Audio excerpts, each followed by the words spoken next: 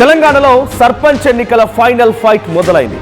Already సమయం 7:15 కావస్తోంది. తెల్లవారుజామున 7 గంటల నుంచే ఈ పోలింగ్ ప్రక్రియ మొదలైంది. ఇక చివరి దశలో సుమారుగా 3700 పైచిలుకు సర్పంచ్ స్థానాలకి ఎన్నికలు జరుగుతూ ఉన్నాయి.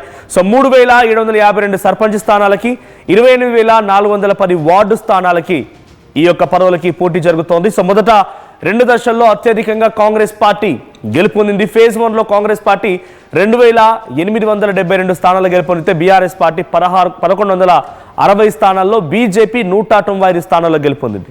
ఇక ఫేజ్ 2లో కాంగ్రెస్ పార్టీ 2316 స్థానాలు, బీఆర్ఎస్ 1157 స్థానాలు, బీజేపీ 256 స్థానాలు గెలుపొందింది. ఈరోజు ఫేజ్ 2 పోలింగ్ జరుగుతోంది. 3752 స్థానాలకి ఎన్నికల ప్రక్రియకు సంబంధించి ఆల్రెడీ పోలింగ్ మొదలైంది. సో 3వ ఫేజ్కి సంబంధించి ఎన్నికలు నడుస్తూ ఉన్నాయి. సో ఆల్రెడీ పోలింగ్ స్టేషన్ల వద్దకి ఓటర్లంతా బారులు తీరారు. పట్టణాల్లో నుంచి పల్లెలకు బయలుదేరారు.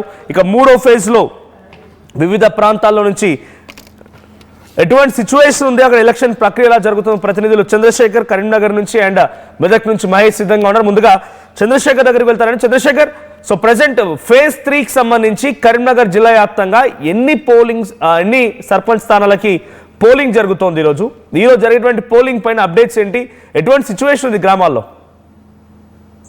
మనోజ్, 3వ విడత గ్రామ పంచాయతీ ఎన్నికలకు సంబంధించినటువంటి ప్రక్రియ దాదాపుగా 6:30 నుంచి బారులు తీరారు.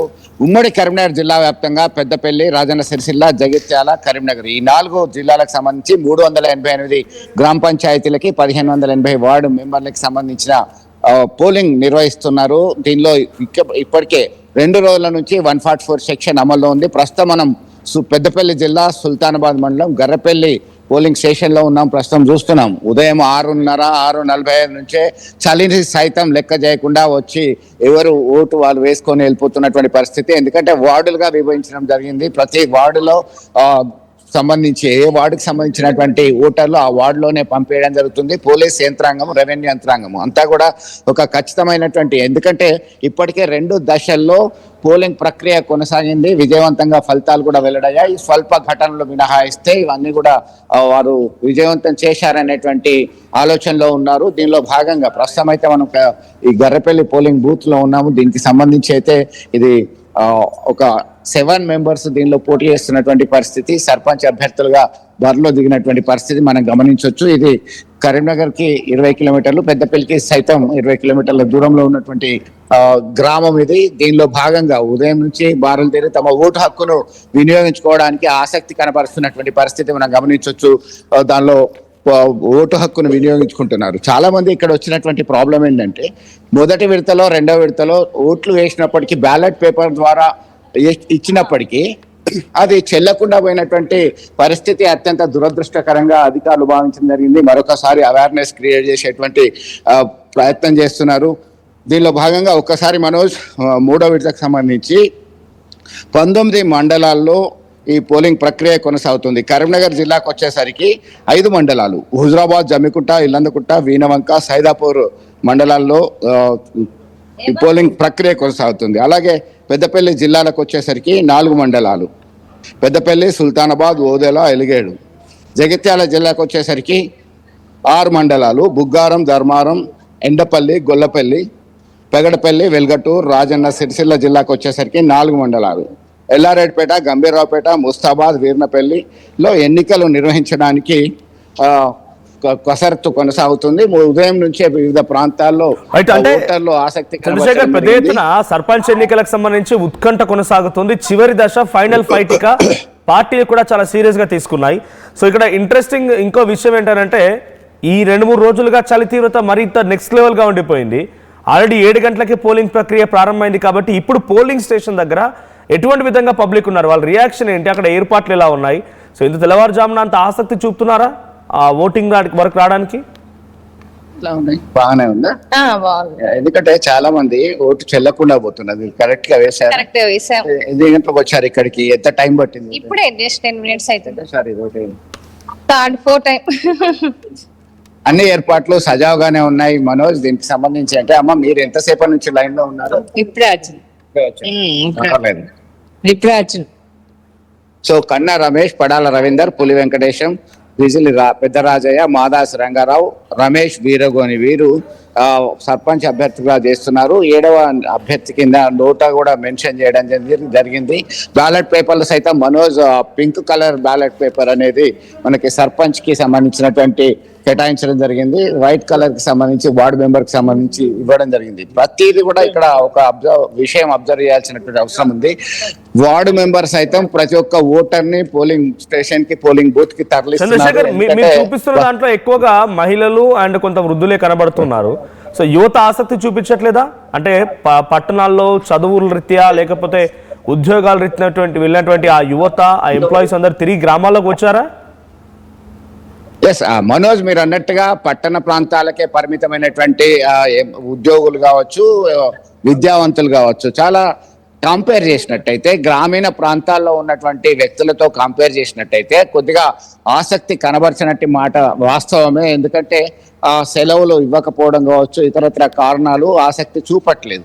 అయితే ఇక్కడ మాత్రం ఒక విషయాన్ని ఖచ్చితంగా గుర్తుంచుకోవాల్సింది, వృద్ధులు, ఇక్కడ ఉన్నటువంటి స్థానికంగా ఉన్నటువంటి వాళ్ళు తమ ఓటు హక్కును వినియోగించుకోకుంటే తాము ఉన్నా కానీ లేనట్టే జమ అవుతుంది అనేటువంటి ఒక భావన, సెంటిమెంట్ గా ఫీల్ అవుతారు. కాబట్టి ఖచ్చితంగా అసలు చంద్రశేఖర్, ఒకసారి మీరు బయటకు కూడా వెళ్ళండి. I get back to again. So ఇక్కడ పోలింగ్ స్టేషన్ దగ్గర ప్రశాంతంగా ఉన్నప్పటికీ బయట కొంత కోలాహల వాతావరణం ఉంటుంది.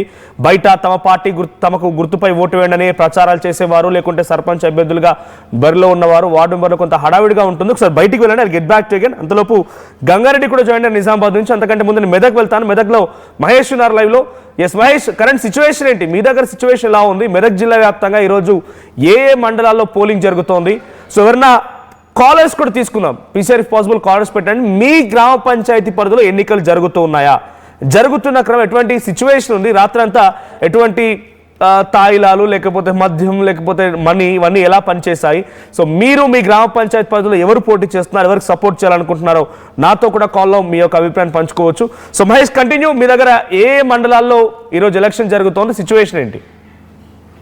ఖచ్చితంగా మనది ఇప్పటికే ఉమ్మడి మెదక్ జిల్లా అంటే ఇటు మెదక్, సిద్దిపేట, సంగారెడ్డి మూడో విడత గ్రామ పంచాయతీ సర్పంచ్ ఎన్నికలు జరుగుతున్న ప్రస్తుతం మనం గజ్వేల్ నియోజకవర్గంలో ఉన్నటువంటి మాజీ ముఖ్యమంత్రి కేసీఆర్ నియోజకవర్గం గజ్వేల్ నియోజకవర్గం ప్రస్తుతం ఉన్నాం. కొండపాక మండలం దిగ్గడ గ్రామంలో మనం ప్రస్తుతం ఇక్కడైతే ఉన్నాం. దీనికి సంబంధించి ఏసీపీ రవీందర్ రెడ్డి ఆధ్వర్యంలో పర్యవేక్షణ చేస్తున్నారు. దీనికి సంబంధించి మనం చూసుకున్నట్టయితే ఉదయం 7 గంటలకే చేరుకుంటున్నారు. వృద్ధులు సైతం, యూత్ సైతం మొదటనే ఓటు వేయాలని చెప్పి వస్తున్న పరిస్థితి. మూడో విడత ఉమ్మడి మెదక్ జిల్లాలో 580 గ్రామ పంచాయతీలు, 4920 వార్డులు, ఇంట్లో మొత్తం 62 సర్పంచ్ స్థానాలు, 972 వార్డులు ఏకగ్రీవమయ్యాయి. సంగారెడ్డి జిల్లాలో మూడో విడతలో 8 మండలాల్లోని 234 గ్రామ పంచాయతీలు ఉండగా 1960 వార్డుల్లో 27 సర్పంచ్ స్థానాలు, 425 వార్డులు ఏకగ్రీవమయ్యాయి. మిగతా 207 సర్పంచ్ స్థానాలకు బరిలో 576 మంది అభ్యర్థులు ఉన్నారు.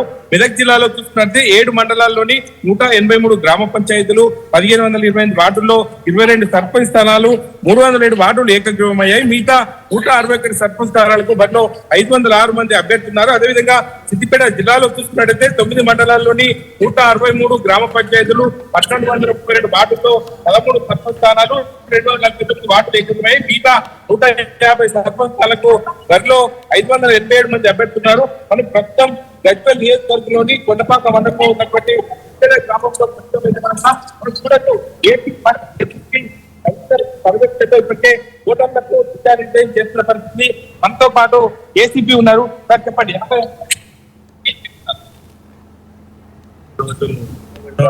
గ్రామ పంచాయతీ ఎలక్షన్ లో భాగంగా సిద్దిపేట జిల్లా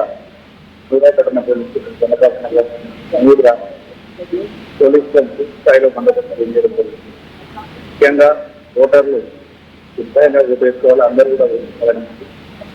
మరి ఎలక్షన్ సంబంధించి ఇక్కడ కూడా ఎటువంటి ఓటర్ని పెట్టే విధంగా, ఓటర్ని ఆకర్షించే విధంగా ఎటువంటి పనులను కూడా చట్ట ప్రకారం కఠినమైన చర్యలు తీసుకుంటారు.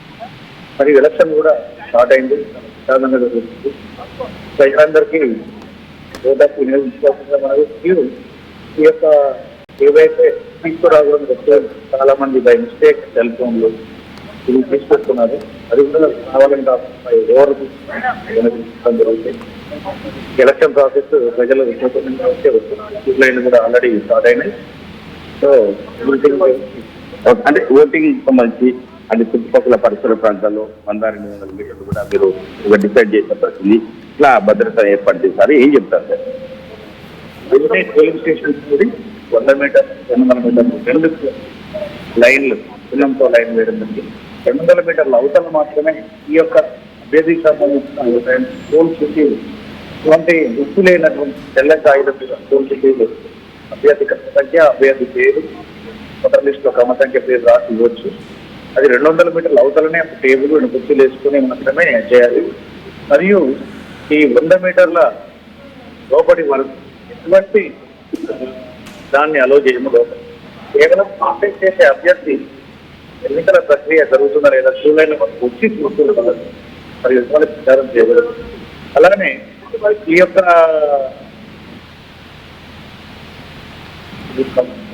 మరియు ఎలక్షన్ ప్రాసెస్ క్యూలైన్లలో కూడా ప్రచారం చేయడం కూడా నేరం. రైట్. మరియు Right. So thank you, Mahesh. I'll get back to you again. So present Warangal and